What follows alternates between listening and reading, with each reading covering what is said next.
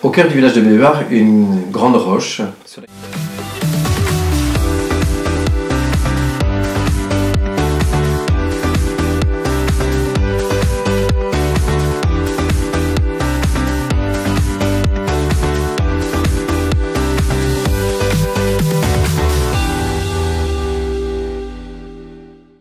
Au cœur de Béhuard, un rocher sur lequel la chapelle a été construite, quasiment une chapelle rupestre parce qu'on a taillé ce rocher emblématique de Béhuard. Le rocher sur lequel on peut s'appuyer, le rocher qui est un abri. Alors il faut revenir justement à l'origine de ce rocher-là qui a des millions d'années, bien entendu, comme la plupart des roches alentours.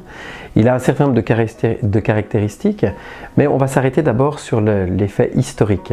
D'abord, il faut imaginer la Loire, pas comme on peut l'imaginer aujourd'hui. La Loire, elle est consignée aujourd'hui entre des levées qui ont été construites à partir du XIe siècle.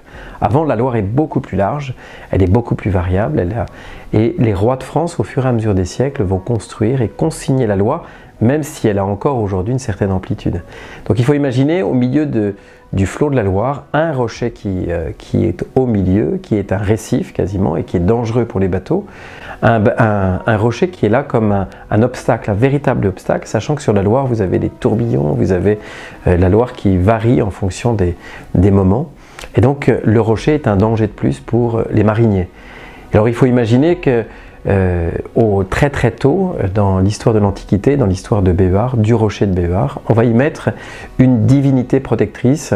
C'est ce que vont faire les Romains ou les Gaulois. On va y mettre une divinité païenne. Une divinité païenne qui est là pour pouvoir tout simplement présenter les gens qui passent et les protéger. Et il y a un homme qui va être donc notre 4e évêque d'Angers, Morille qui va en fait installer une image de la Vierge Marie sur ce rocher à la place de cette divinité. C'est important parce qu'à ce moment-là, Marie est aussi celle sur qui on peut s'appuyer, celle qui est un phare en quelque sorte. Le rocher, il a vraiment cette place particulière et c'est pour ça que au bout du rocher, on a cette image qui a été déposée que tous les mariniers pouvaient voir. Et au fur et à mesure, on va construire la chapelle, on va tailler le roc simplement pour rappeler que eh bien, on veut s'attacher le plus possible à l'origine de cette image de Marie en 431. Image extraordinaire, mais qui nous parle tout simplement d'un rocher sur lequel on peut s'appuyer. Souvenez-vous, le roc, on peut le retrouver dans la Bible. Le roc, on l'a également quand on va à Notre-Dame de Lourdes. Toutes ces mains qui ont touché le rocher, qui s'est usé au fur et à mesure des siècles. Ici, il a été taillé. Ici, il a simplement accueilli une image de Marie, fragile, frêle, face à un roc qui est anguleux, simplement pour nous dire que cette fragilité de Marie, elle est bien forte puisqu'elle a dépassé toutes les révolutions et toutes les tempêtes possibles.